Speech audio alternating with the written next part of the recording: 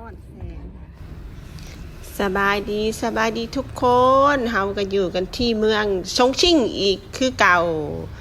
แล้วนี่ก็คือจุดอันซีนหรือจุดที่นักท่องเที่ยวต้องมาถ้าบ่มาก็คือบ่ถึงชงชิ่งเนาะทุกคนเนาะก็จะเป็นตึกสีทองอารามอยู่ทั้งหน้าเฮานี่เนี่ยทุกคนเนาะว่ากลางคืนนี่จะสวยสดงดงามในการใต้ไฟแล้วก็สะพานสีแดงโยบ่แม่นเนาะบ่แม่นจักรยานสีแดงเลยสะพานสีแดงเนาะแต่ว่าตอนเฮามานี่ยังบ่ทันได้เปิดไฟเลยก็จะมีการล่องเรือถ้าลงไปล่องเรือนี่จะได้ภาพบรรยากาศไฟแสงสีครบแต่ว่าเฮาบ่ได้ลงไปล่องเรือนะทุกคนเพราะว่าถ้าลงไปล่องเรือจะเสียตื่มอีกประมาณ399หยวนเนาะทุกคนเนาะเฮาก็เลยบ่ได้ลงไปลองเก็บเงินไว้ซื้ออันนั้นอันนั้นและความคิดเนาะความคิดก็ว่าสิมาขี่มอเตอร์ไซค์ซ้อนท้ายมอเตอร์ไซค์ผู้บ่าวจีนกอดแอวผู้บ่าวจีนแต่ว่ามาไวโพดเพิ่นยังบ่ทันได้มาเนาะผู้ที่ขับรถจักรหรือว่ารถมอเตอร์ไซค์เนาะยังบ่มาหลายคนคือเฮาไปย่างเลาะหาก็บ่เห็นและสุดท้ายเนาะสุดท้ายข้ามสะพานลอยไปแล้วจึงไปเห็นเพิ่นอยู่ทั้งหน้าตึกสีทองนี่แหละเนาะแต่ว่าทัวร์ก็ให้เวลาเฮาหน่อยเกินไปก็บ่เข้าใจว่าจุดที่เป็นจุดยอดฮิตที่ว่าคนมักไปท่องเที่ยวมักไปถ่ายรูปแต่ว่าให้เฮาเวลาหน่อยให้เวลาเฮาแต่ชั่วโมงเดียวหรือว่าชั่วโมงครึ่งซึ่งแน่นอนถ้าว่าเฮาจะย่างขึ้นตึกตัวนี้เนาะขึ้นไปสะพานเนาะมันก็ต้องใช้เวลาหลายกว่า30นาทีแล้วเนาะแล้วก็เวลาเฮาจะขี่รถจักรถ่ายคลิปนะมันจะมีคลิปที่เขาถ่ายให้เนาะ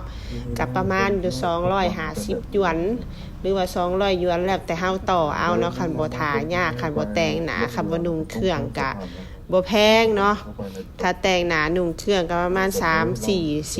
500หยวนเนาะแต่ถ้าเฮาบ่ได้เปลี่ยนเครื่องมีแต่ขี่มอเตอร์ไซค์กับเขาแล้วก็บ่ได้ชอบถ่ายยากนะก็สิประมาณอยู่250หยวนใกล้บอกว่าจังซั่นนะแต่ว่าทั่วประเทศเวลาเฮาหันหน่อยเกินไปก็เลยว่าญาติมันบ่ทันเพราะว่าจุดที่เขาถ่ายคลิปมันจะเป็นตึกแดงกะไกลจากนี่หลายเติบเนาะและการขี่มอเตอร์ไซค์แน่นอนมันก็ลมตีหนาลมเข้ากระโตและอากาศก็หนาวเนาะก็เลยว่าบ่ได้กอดแอวผู้บ่าวจีนซ้ำเสียดายเนาะแต่ว่าน้องที่ว่าน่าฮักที่ว่าเป็นกระแสอยู่ในแอปต่อนั่นเพิ่นก็บ่ได้อยู่จุดนี้เพิ่นอยู่ที่หน้าตึกสีแดง3ตึกที่เฮาลงในคลิปก่อนหั่นเนาะก็เลยว่าไม่มีคนถูกใจด้วยก็เลยบ่ได้ถ่ายเนาะก็เลยมีแต่เก็บภาพบรรยากาศตึกและสะพานสีแดงและผู้คนที่หลั่งไหลกันมาท่องเที่ยวเมืองชงชิ่งเพราะว่าเมืองชงชิ่งเพิ่นเปิดเมืองเพราะว่าเศรษฐกิจของชงชิ่งนี่บ่ดีเนาะและก็มีจุดที่ว่าเพิ่นรับเงินสดเนาะรับเงินสดแล้วก็รับเงินโอนเฮาสามารถจ่ายเงินสดจ่ายเงินโอนได้ถ้าเขาเอา QR code มาให้เฮาก็บอกว่าเฮามีแต่เงินสดเขาก็เอาเนาะเงินสดเพราะมันเป็นทางเลือกทางที่2ของเขาทางเลือกทำอิฐและแม่นการโอนเงินอันดับ1และแม่นจ่ายผ่านแอปจ่ายการสแกน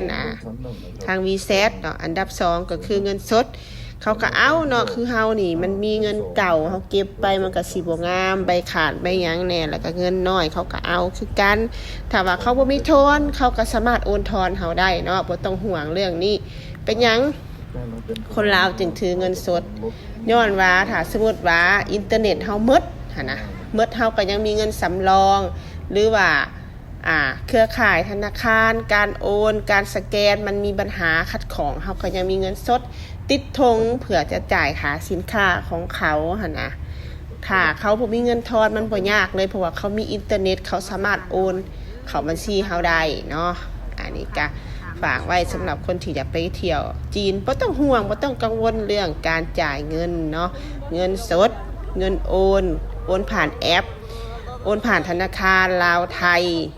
ต่างประเทศอีสังได้เบิดเพราะว่าระบบธนาคารบ้านเขามันดีแล้วมีแต่โตเฮาเองนี่ผูกแอปเข้าไป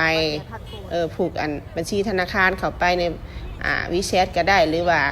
สแกนจ่ายทางบัญชีการค้าก็ได้เนาะธนาคารการค้าลาวนี่ใช้ได้เนาะใช้ได้หรือว่าธนาคารอื่นๆที่สามารถใช้ต่างประเทศได้ใช้ได้เบิดเนาะมันจะมีอัตราแลกเปลี่ยนเป็นเงินกีบแล้วไปเปลี่ยนเป็นเงินหยวนอยู่หั่นเลยเนาะกัคดิกาสิบ่เว้าหลายก็ให้หมู่เพื่อนและผู้ติดตามทั้งเก่าและใหม่ชมคลิปของเฮาจนจบแล้ว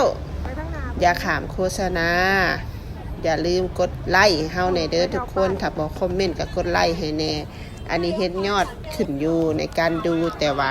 บ่มีคอมเมนต์เลยบ่มีคอมเมนต์ก็บ่เป็นหยังขอให้กดไลค์ให้เฮาแน่เนาะเพื่อเป็นกำลังใจในการ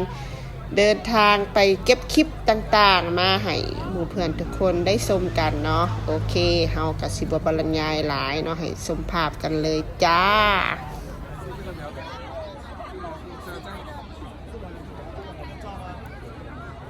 还能照吗？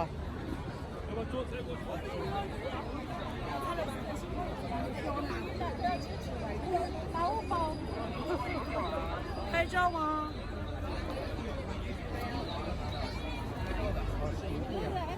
有船，天气有船，买票的船。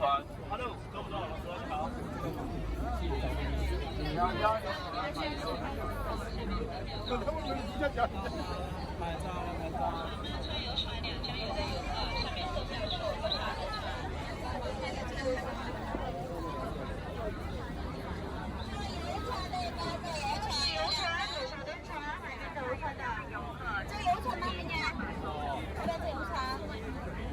还没有坐游船，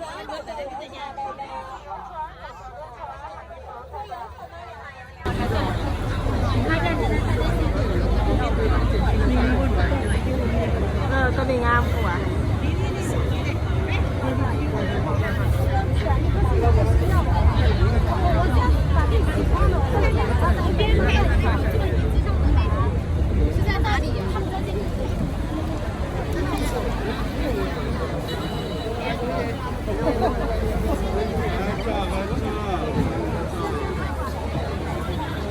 ย่างไปก่อนเด้อ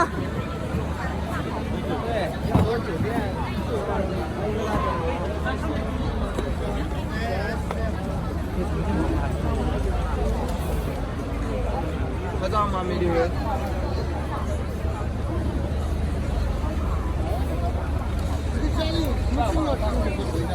放摄影师，放机位。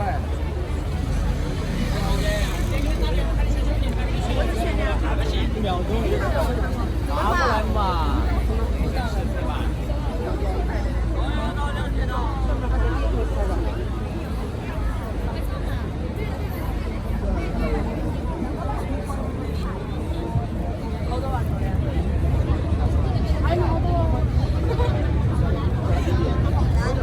脚后跟低点，脚后跟踩。愿意吗，文博？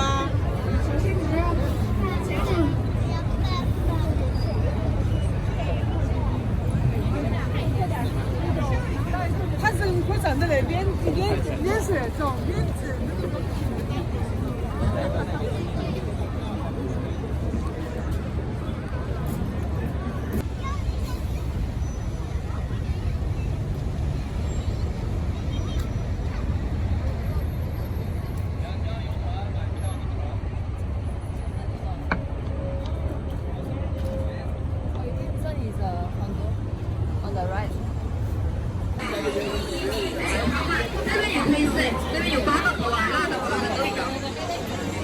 มีแต่รถบ่มีคนเด้อตึกตัวนี้นี่มันอยู่ไสนี่ตึกข้างหลังนี่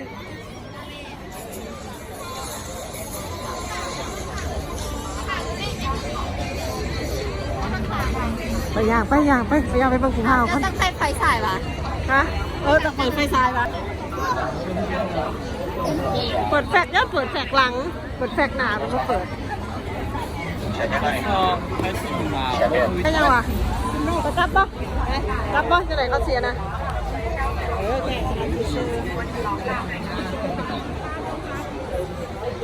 中晚下2码，麻辣鲜香烫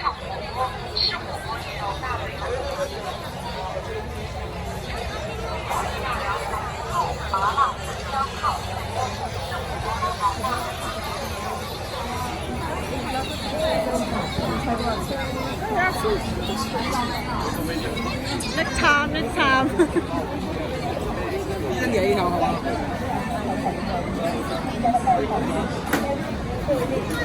ไหนวะ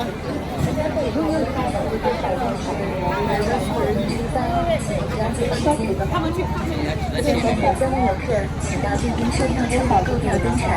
游船滚动出发，请抓紧时间。